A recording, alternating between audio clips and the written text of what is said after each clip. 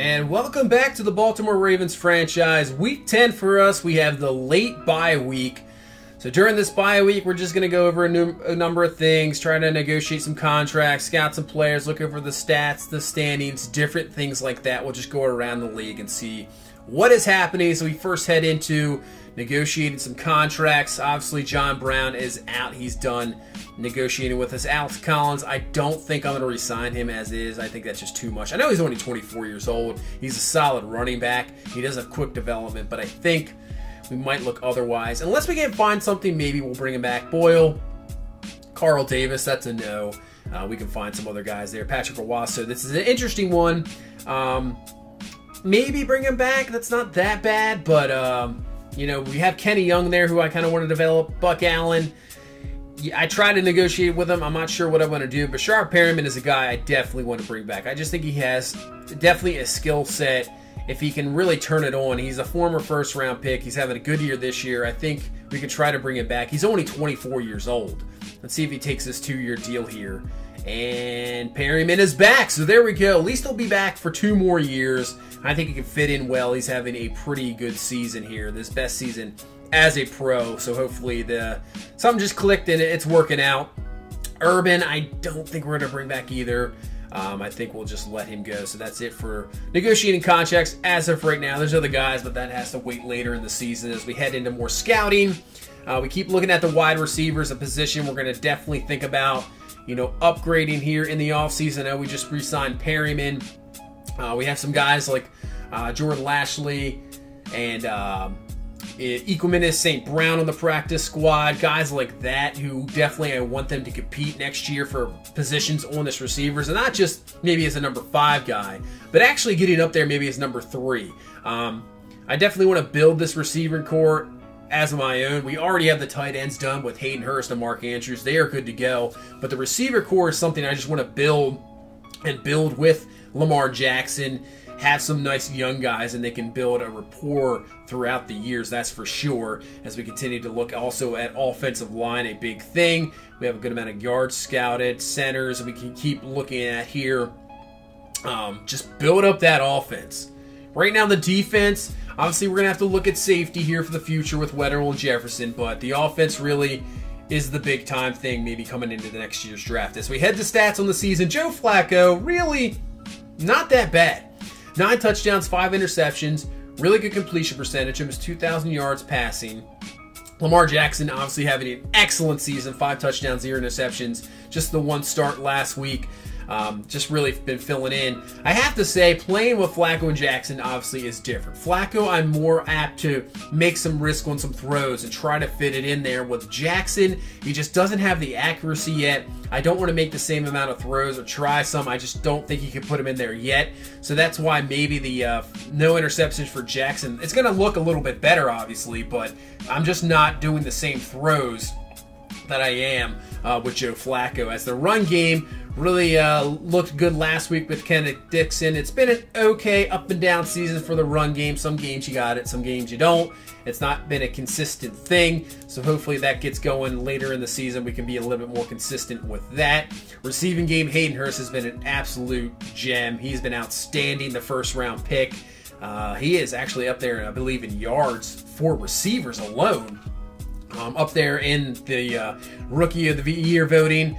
Yeah, Michael Crabtree brought over from Oakland. That's a guy I want to try to get way more involved and just not really force him the ball, but at least try to get him the ball more, because he obviously is he's the number 1 receiver on this team. So I want to try to get him the ball as much as possible. As you see, there is a lot of guys with a lot of catches spreading the ball around here. As we head to the offensive line, we've had a few stretches there. We've allowed a lot of sacks, but I'd say the last 2 to 3 weeks have been a lot better. Been outstanding. As you see, Hurst with the 4 games there hasn't allowed anything, and Bozeman since coming in hasn't allowed anything either. So, I mean, the offensive line definitely improving and allowing, you know, the run game to excel, and same, you know, the pass protection allowing to find the receivers down the field. As we had the defense, Mosley leading the team in tackles here. Surprise Suggs is up there with that many tackles, that's for sure. Don't really see that happening. You can go down to Pierce, Brandon Williams. I got a guys down here. Leading sacks is Suggs with 5. So maybe a little low, but you know, I'd like to see Judon get up there a little bit more. We're only 3 sacks. We need to create more pressure, that's for sure. We don't really blitz a whole lot, really just play more zone coverage, dropping back. We don't blitz a whole ton, but it's working in the interception department. A lot of interceptions. We have 3 guys with 4. It is crazy the interceptions we get. And really don't even have the interception slider that high. Which I was meaning to show on this. I meant to show the sliders. What I can do is I'll probably, actually speaking of the sliders, I'll put the sliders down in the description. I'll put them below. I'll tell you what sliders I've been using. I've been going back and forth between a few guys. Obviously, Charter 4 sliders on Operation Sports and Matt 10s, but I kind of have my own thing here or there that I see. So I will put the sliders in the description below. And if you guys want to use them, you can use them. Go right ahead. Kind of just a hybrid between those two. As we head to the league leaders, Deshaun Watson leading with the passing yards. Drew Brees and Tom Brady just 2 yards behind him. So that's really close. Teddy Bridgewater. Surprised they're not playing Darnold. He has 15 interceptions. Russell Wilson. Yeah, Allen having a pretty good year. 16 touchdowns, 6 interceptions. Roethlisberger, Rivers. See, Joe Flacco is even up there, and he's missed a game and a couple, I would almost say 2 games with the missing a couple halves. As Drew Brees leads with 24 touchdowns. Brady there. Look at Carson Wentz, 20-2. Wow. Goff, 18-6. Watson was 17-7. Case Keenum having a good year, 17-4. And there's Josh Allen. He has 16 touchdowns, 6 interceptions. You can't really complain about that for a rookie.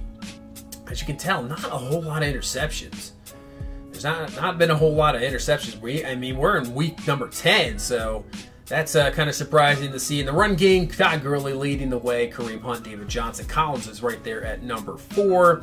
Zeke Elliott, Lynch. You have Dalvin Cook coming back from the injury. He looks like he's having a pretty solid season. Fournette, Kenyon Drake. Le'Veon Bell is down there with Alvin Kamara. Devontae Booker, Jay Ajayi.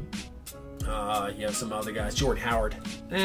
Just doesn't have the carries. Maybe he wasn't hurt. Fournette leading with 7 touchdowns. Joe Mixon, obviously, man, he's got 6. He only has 77 carries. Lynch with 5.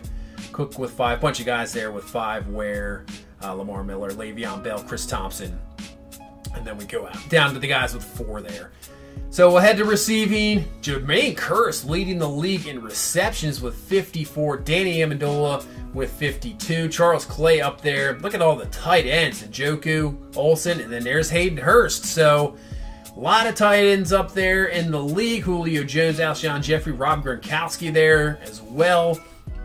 So tight ends really getting involved here. Josh Hill and Clive Walford. Wow. So you see Des Bryant there. He went to Green Bay. You know, as I'm recording this, he still hasn't signed anything in real life. So I think Green Bay would make a lot of sense for him, really. If I were him, I don't know. I don't know if I'd go to Cleveland. I'm not sure how much of an impact he would make. I don't know. I think you let him go with Aaron Rodgers, and that would probably work out a little bit better, as obviously Rodgers struggling with that young receiving core. But you know, I think that would work out a lot better. As you see, the league leaders here, Travis Benjamin.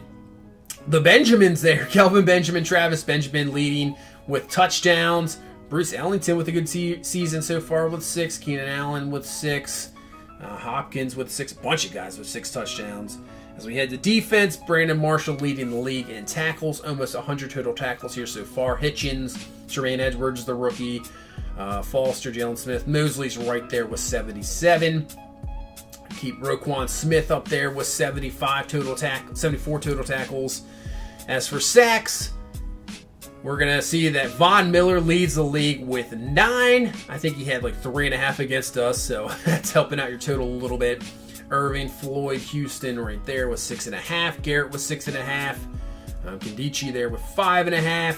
Clowney with 5, Kerrigan with 5, and there's Suggs there with 5 as we go to interceptions. Kuechly with 4, Weddle with 4. Also, you have Mosley there with 4, and Humphrey should be there, obviously, but I think he just doesn't register because he doesn't have enough tackles, so it doesn't put him on the list. As we take a look at forced fumbles here and fumble recoveries, as you see, Roquan Smith there with 4 himself, has 5 forced fumbles. I mean, he's having an excellent rookie year. He's definitely going to be the defensive rookie of the NFC. That's probably for sure as we head to field goals here. We were on pace for like 60-some field goals in the beginning. You'd see we have 16 more field goals than the next guy. It's pretty crazy. As now we head to standings, we are 7-2 heading into our bye. Cincinnati 6-2. The Browns 2-6-1. Hey, that's an improvement from the last 2 years. They have more wins already in the last 2 years. But Pittsburgh, the absolute disappointment at 2-6. Not what you want for Pittsburgh. The Texans at 7-2. Jacksonville 6-2. Colts at 4-4. Titans at 3-5. So you're not technically out of it if you get a run with Tennessee. So maybe a wild card. Now this has been the interesting one. New England Patriots have been absolutely struggling. 5-4. Jets 4-1. Dolphins and Bills both at 3-6. So both of those teams still in the division somehow, as Brady trying to lead this team back to another Super Bowl. As the Los Angeles Chargers leading the West 7-1. Raiders 5-3. Chiefs 4-1. And the Broncos having a rough season there, 1-7-1, just not really seem to be working out for them this year. As we had the NFC North, Minnesota 6-2-1, a lot of ties. Packers 5-3, Lions 4-3-1, so they are have a chance there, the wild card for sure. Still in the division. Bears 1-7, yeah, they're pretty much done there in Chicago. As we head to the South, Saints 6-2, Falcons and Panthers sitting there at 4-4, so that division obviously still up for grabs. I would assume that New Orleans would probably get the victory. We will see Atlanta and Tampa Bay here at the end of the season. We will face off against those two teams. So Atlanta, I guess, think they've won, you see, 3 in a row. They started at 1-4, so that'll be a big game for them when we face them here in the next couple weeks.